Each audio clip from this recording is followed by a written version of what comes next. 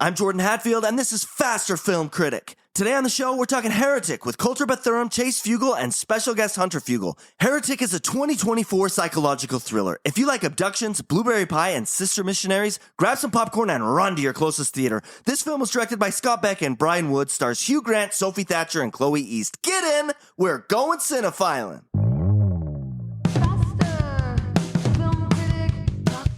What's up, everybody? How you fellers? How's it going? Guys, it's November 9th. Faster Film Critic survived the election. We are still here. The world is still spinning. Oh, no one's put any tariffs on us? Not yet. Okay. I got to ask, what are you guys most worried about, and what are you most excited about the new president? I abhor politics in all Totally its kidding. forms. We don't talk politics here. Totally kidding. No politics on this podcast, but we are going to talk religion in the new Heretic. A perfect replacement. Yeah. What'd you guys think of this film? It was not exactly what I thought it was going to be. What did you guys think? What were you expecting walking into Heretic? Kind of a little bit more of like more of a straightforward, sort of typical trapped in a house psychological horror. It ended up being kind of a deeper conversation about the different forms of faith versus more reason and logic, which ended up being pretty thought-provoking, but not exactly what I thought it was going to be. I just live outside of Salt Lake City, which is like the epicenter of the LDS church, the Mormon community. And I was hearing a lot of worry from my friends and from my neighbors of the faith that this film was going to be an attack on the religion. And they were almost preemptively coming out and saying that this film was going to portray the LDS faith in a negative light, or missionaries in a negative light, or the film was going to stimulate threats towards missionaries, particularly sister missionaries. There was a lot of worry about that in my community. Yeah. I don't feel like this film was at all an attack on the Mormon Church, No. the Church of Jesus Christ of Latter-day Saints. Yeah, No. I completely agree. It isn't a religion-bashing film. If you think this film is just about bashing religion and those who are religious and have faith, whatever church you belong to or you attend, that's not really what this film is. Yeah, I completely agree. Feels like a critique on religion as a whole. I don't know, delving into disbelief and belief in comparison to one another, and which is better in a sense. I thought that was super fascinating. You don't see that very often within film. Not many movies delve into that, especially when it comes to thriller or horror genre.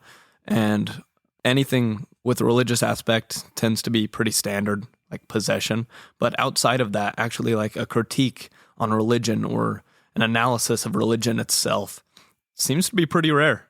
It was fun to see that within this film. That's a really interesting point. You know, most movies that have a religious context are more possession movies. They really focus more on the evils of religious teachings, the devil and demons. You know, I think of movies that have come out recently, The First Omen or Immaculate.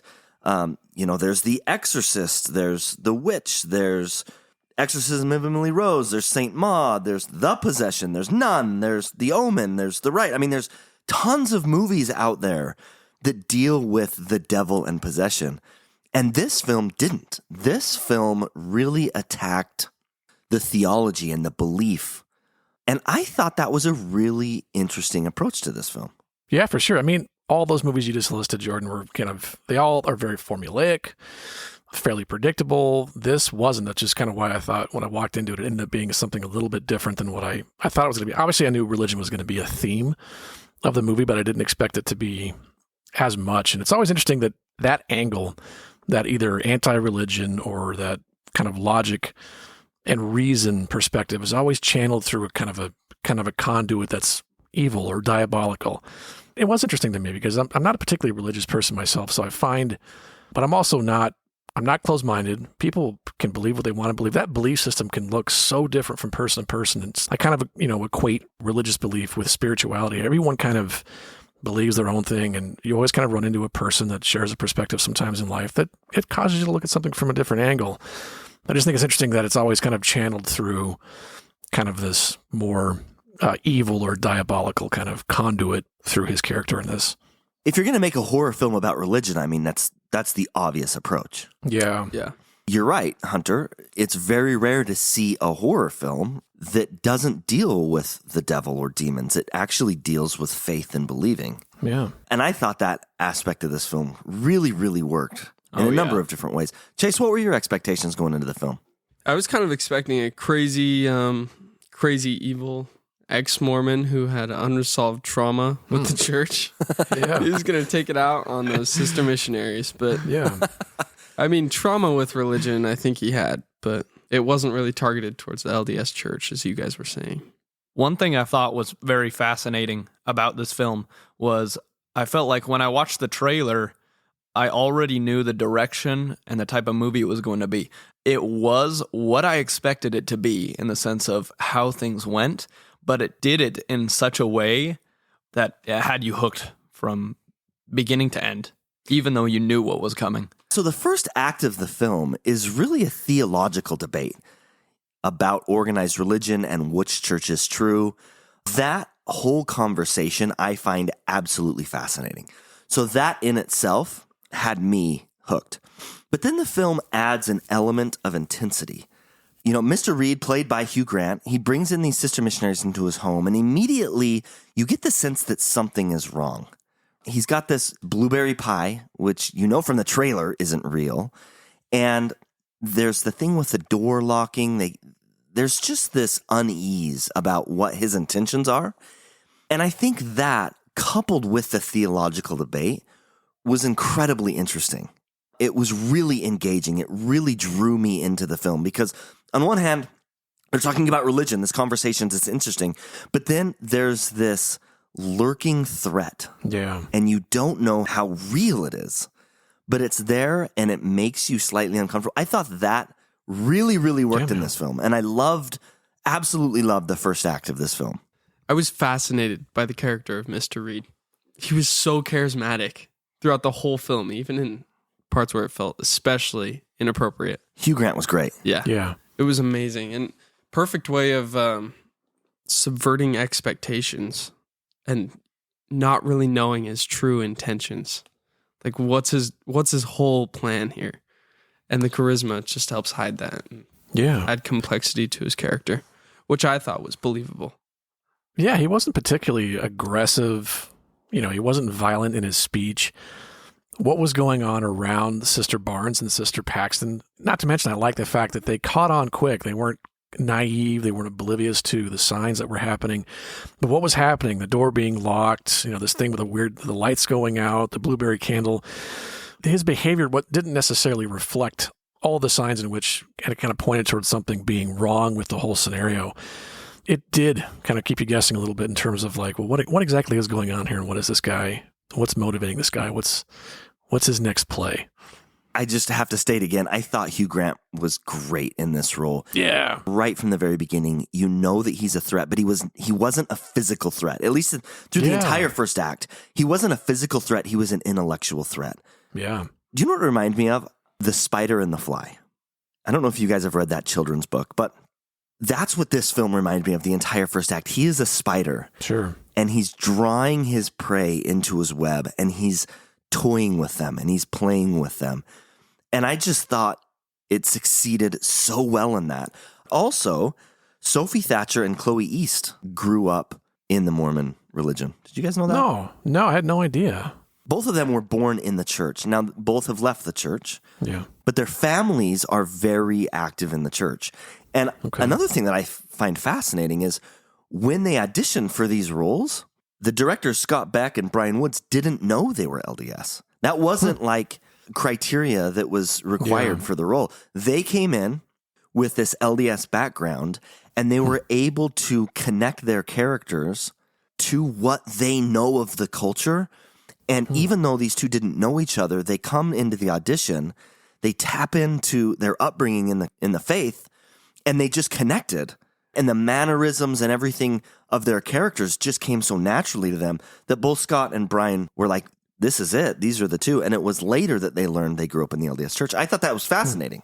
Super interesting. You can really get a sense from their characters. It feels very genuine. Yeah. It felt like they had experience. Yeah. They were playing their characters off of that experience. Yeah. I would also like to go back and say really quick as well, hot take. I think that Hugh Grant's portrayal of his character, his acting, I'd put that up with Heath Ledger and how much I enjoyed it. I thought Hugh Grant did phenomenal at this part. I thought he did it all perfectly.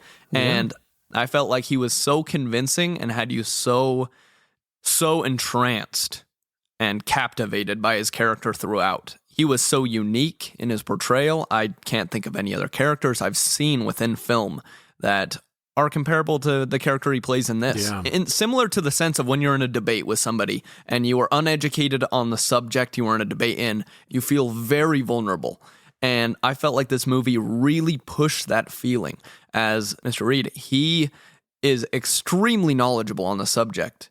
Also, within the conversations taking place, they're both vulnerable physically and also when it comes to their knowledge in this subject. He's dominating them in that sense, which I thought was very fascinating and fun to watch. And the way he manipulated them. Oh, yeah. Yeah. To say he was as good as Heath Ledger in The Joker, that's quite a statement. That's quite a statement. I'm not going to argue with you. I'll say it. He was absolutely great in this film for sure. Yeah. And you could tell he was having fun in this role. Another thing I really enjoyed about the first act was the comedy they introduced. Yeah. Oh, yeah. I was going to mention the that. movie's actually pretty funny. It is. Throughout. You bring these sister missionaries in and you're having a theological debate. And in the background, there's this threat of violence. You don't know what's going to happen.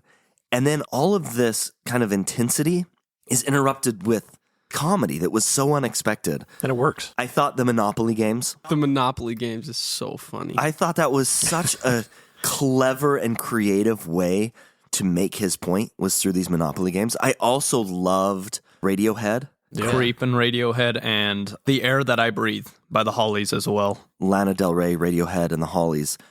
Again, to make his point of inspiration, what inspired the next, and how that inspiration moves through time. I just thought all of that was super creative and fun. Yeah. Thought-provoking. Even before that, though, with great power comes great responsibility. That humor works, man. I mean, he's got that ridiculous Jar Jar impression, which isn't good at all, but it's still funny. He's making fun of the first. That's partly why it's so funny. Yeah, though. exactly. It's so bad. Yeah, it's so bad. But so this is kind of a twofold question I wanted to ask you guys. It was how well you thought that the two sisters were portrayed in terms of their particular church and being Mormon. And two, going back to the humor, Sister Paxton has that great moment that, to me, as somewhat of an outsider, seems so kind of on the money. You know, when they're about to go through the door and they're leaving, she turns around and she's like, well, thank you so much. And thank you. And thank you. Like, super nice. And I was like, that's a nice touch, man. I thought that was great. The reputation of Mormonism differs vastly depending on who you're talking to. But most people agree that Mormons are incredibly nice. Yeah. And she nailed it because that crazy. That felt very sister missionary. Oh, yeah. Yes. I thought the sister missionaries portrayed kind of the culture and the mannerisms of many within the LDS faith pretty accurately. There were some things that threw me. The film opens up and they're sitting on a bench and they're talking about, magnums and elephant trunks. And that didn't feel very realistic to me. I'm not sure why or how that got put in the movie because I can't imagine sister missionaries having that conversation. But I do think it did a good job at showing how foreign the subject of sex is to a lot of people within the Mormon church. Yes, I would agree with that. Very good point, Chase. And another thing that I did appreciate in this conversation is the way she tied it back to proving that the faith was real, was true. Because they can do that with anything. That is very Mormon missionary. That is very Mormon missionary to take something and to be able to tie it back as evidence that this faith is true. Right on the nose. So Yeah. I felt like the very beginning, the very intro was the weakest part of the film. I felt like it was trying hard to be edgy with these religious characters. I felt it was much more realistic as it went on. I actually kind of liked the beginning. I thought it was funny. Yeah. It showed a kind of individuality within the characters. The way they both talked about it, you could tell where they were with their faith. Yeah. And kind of with reality at the same time. It wasn't just presenting them as sister missionaries, but also the people who are these missionaries, I guess. Yeah. I was kind of afraid that they were going to be two-dimensional. I think I could see both points. So where you're coming from, Chase, and then Hunter, you'd mentioned that they were trying to be a little bit maybe too edgy in the beginning, and I thought it was a little bit maybe a stride too far when they're walking down the street and they're just talking to anybody that would walk by, which has not been my experience when I see missionaries out and about. Always friendly. Hi, good morning. It's not, maybe if you give them, if you start to engage in conversation, then they'll try to enter what I understand is called the first discussion, if I'm not mistaken, about that. But they were like trying to just anybody walking the street. It was like, okay, maybe that's a little too extreme, but so I definitely see both points there. There was one line in that moment when they're walking down the street, they're pushing their bicycles up the hill. And Sister Paxton asks Sister Barnes, how do you know the church is true? And she responds, I don't know. I haven't really thought about it. And immediately I was like, you totally missed the mark here. No missionary would say that. Even if that's how they truly felt deep down inside, I don't know.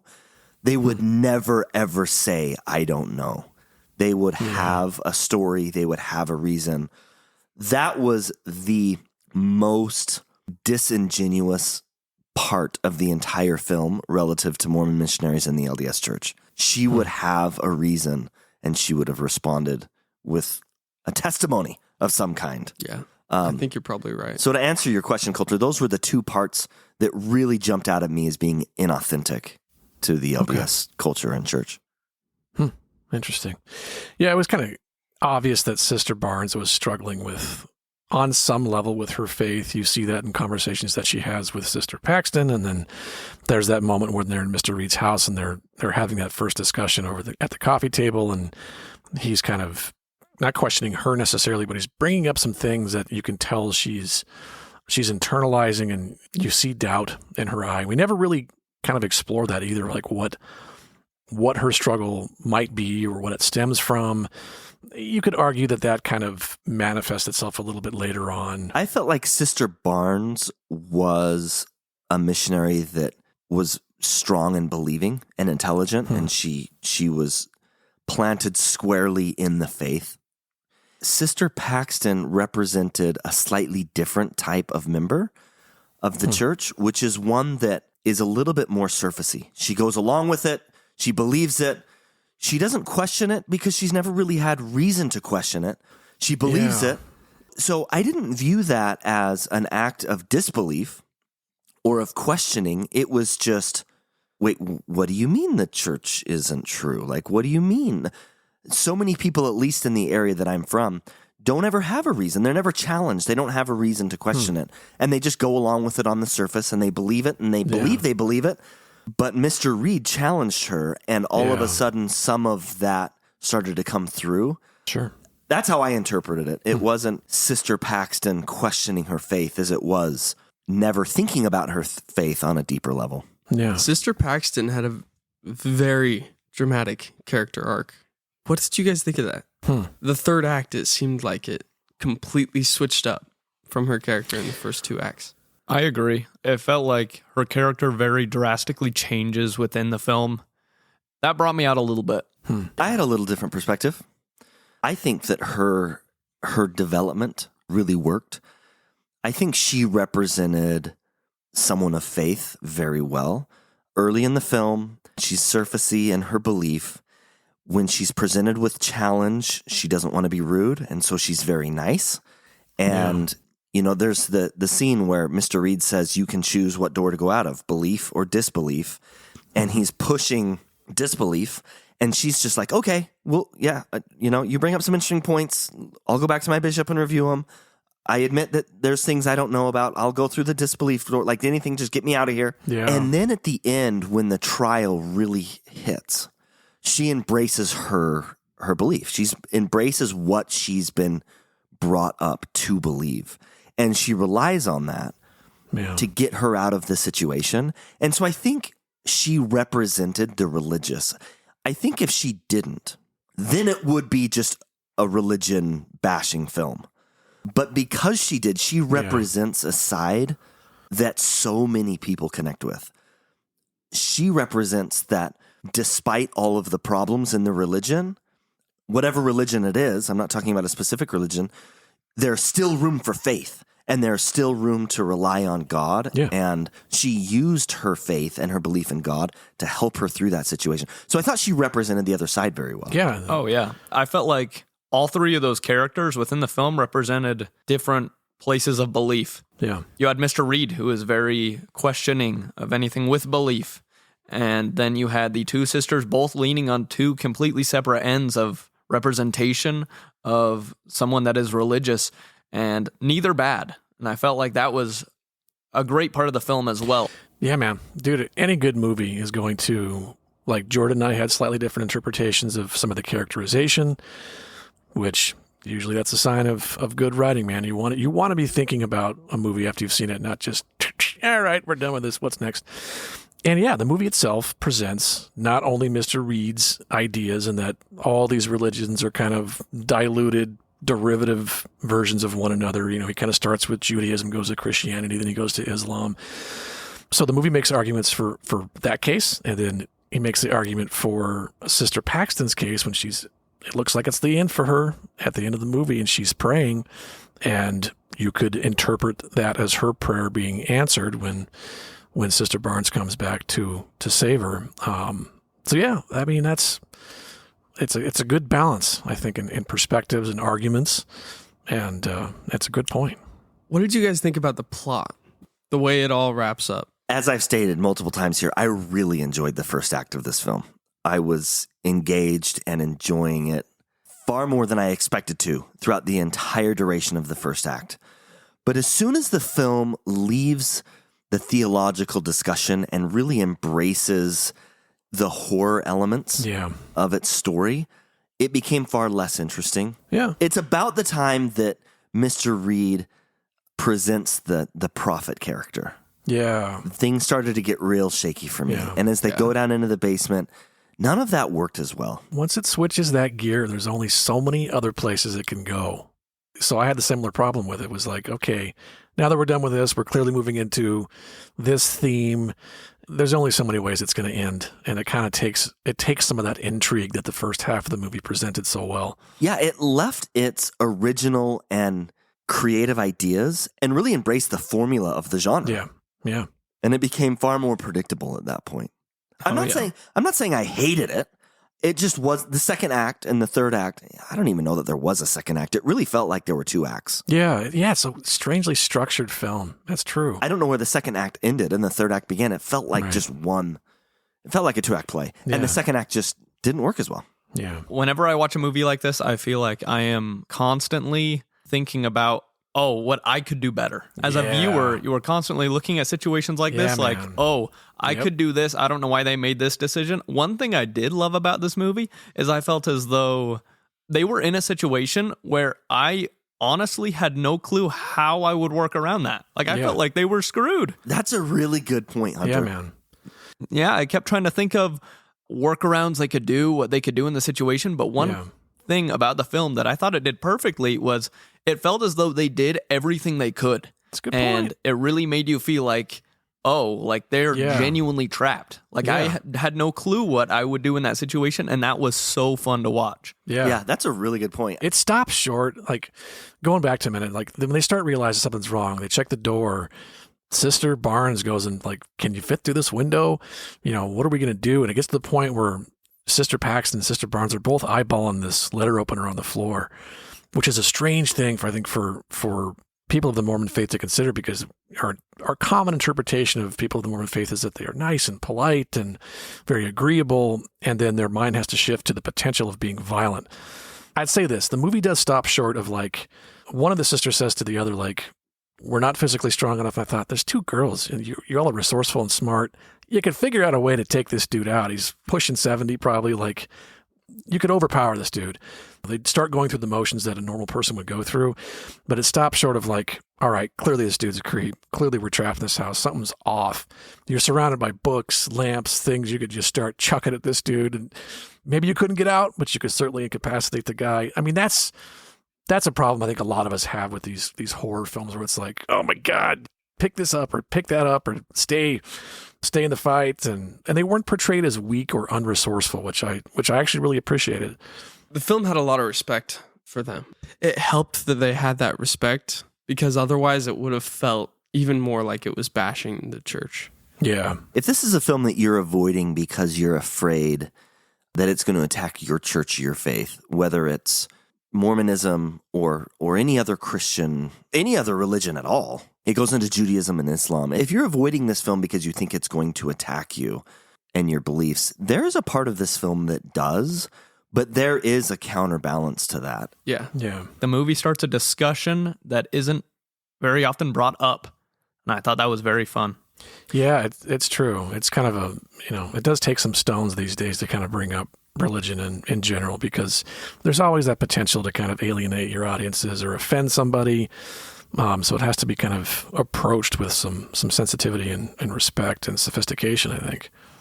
I think this film will offend some, right? I'm not saying this film is for everyone. I think it will offend some, those that are more sensitive of the faith, particularly the LDS faith. Hunter, to your point, there are some people that don't want to have that discussion. Yeah. There's some people that don't want to think in any way that challenges their beliefs, and this film may not be for them. But I think for the masses, I think it works. And I think it works in a way that most people, at least in my area, weren't expecting based on the trailer. I think the film navigates that debate as well as it possibly can while still having the debate. I thought it was fun how a lot of parts of the film, Mr. Reed would say something, and it felt like it was correlating with belief in a sense. When they asked to see his wife, and he was finally like, I can go and see my wife, but I think you know what's going on. And how a lot of the time he would say things where you didn't know if he was being honest and sincere and if it was the truth or not. And I felt like that correlated with his message on religion. To come back to that very spot in the movie where he says, I'm going to go get my wife. And then he's like, wait, I'm going to ask you a question. Do you think that my wife is really back there? Like, with all the evidence that my wife doesn't exist, I've been telling you she does, but all the evidence says she doesn't. Do you think she really does? I mean, that was a direct comment on religion. Yes. Like, there's all this evidence that religion isn't true, but you believe it because someone told you. Do you still think that God is in the kitchen making a blueberry pie? I mean, that was his point there, right? Yeah. I thought that was very effective. There's lots of those things throughout this movie. Challenging their beliefs, putting them in positions and situations that relate to their religion without specifically being religious. Yeah. Well, it kind of speaks to the fact that so many things beyond spirituality in terms of mindset, groupthink, can be or are these days considered to be religions. It's a great angle to play. It's a really cool way to kind of ingrain a character with this kind of perspective and how he kind of weaves this interesting argument that causes them to question either through fear or challenging their own thoughts and belief systems to maybe think differently. It was really cool. Again, as a counterpoint, Sister Barnes is severely injured. We think she's dead. Mr. Reed is dying. It appears as though Sister Paxton is dying. And in that moment of death, you see fear on Mr. Reed's face. Yeah. And Sister Paxton has peace. And she's praying in this moment that she thinks she's dying. And there's a contrast there that backs up a belief, that backs up faith, that backs up religion. Yeah. Mr. Reed is scared. Too. Yeah, Mr. Reed is scared. You can see it on his face. Yeah. Sister Paxton is at peace, and she's praying. It's during her prayer that Sister Barnes gets up and saves her. And so the question is, was it prayer that saved her? Yeah. Right? I mean, that brings in the faith and the positives of religion and belief and whatever belief it is. And then she gets out, right? At the very end, she's sitting in the snowfield and the butterfly lands on her hand. Yeah. And it shows the perspective from two different ways. Yeah, exactly. Is the butterfly in her imagination? Yeah. Is she just seeing that? Or is the butterfly real? Yeah. And you don't really know. It leaves that up for interpretation. And it just comes back to the point that who knows? There's no proof that one church is true, that God exists. It's faith. Yeah. Right? Yeah. But I do need to ask this. Okay. Throughout the whole film, Mr. Reed is saying that he found the one true church. What do you guys think he was referencing? Oh, I was totally wrong on this. Yeah, I was like, oh, it's obviously going to be Satanism or something which in itself is often misconstrued as a religion, if you want to be so bold as to consider it one. Lots of people do. That's the direction I thought it was going. Primarily because when she's passing through all these doors and towards the end and it's building up, she's passing a lot of, satanic iconography and symbolism, and a lot of Satanism has to do with self-indulgence and kind of living a life according to however you want to live it, through indulgences and otherwise. So that's where I thought it was going. The filmmakers may have taken kind of a bait and switch approach with that particular setup. I'm not sure. On Satanism, I have to recommend the documentary. It's streaming. I forget which platform, called Hail Satan. Mm-hmm. If you guys haven't seen this documentary, it is a must-see. Okay. It dives into Satanism. Number one, it's absolutely hilarious. Number two, it's incredibly insightful. Sure. And it gives you a whole new perspective of Satanism. It's funny because most people think Satanism is a group of people that worship Satan. Yeah. But Satan is a Christian figure. These people aren't Christian. Most of them don't worship Satan because they don't believe in Satan. Satan is something completely different to them, because in order to accept Satan, you have to accept Christianity. Yeah. Hail Satan is great. Go check that out. All right. It's a wonderful film. Back to the question. Yeah, I think he was referring to control. Right, the one true church was control. Right, his perspective was that every religion was controlling people, and although he gave them, does that not contradict that the one true church is control, but every church uses control? I think he was saying that's the one true principle of religion is control. Yeah, I think that they kind of use those two words interchangeably. He brings these sister missionaries in, and he's constantly telling them, "You have a choice. You can leave at any time." But they don't really have a choice. He's saying they have a choice. He's saying they have free will. But in reality, he's manipulating and controlling the situation. And that was his whole message, was these churches are manipulating you and controlling you. And they tell you that it's your choice. They tell you that you're making these decisions. But in reality, you're being controlled. And that is the one true God. That is the one true religion, is control. So that was my interpretation of what he was claiming was the one true church. Let's go ahead and rate this film. Alrighty. I sit around 3.5 stars for this film. I would give this film a solid 4 stars.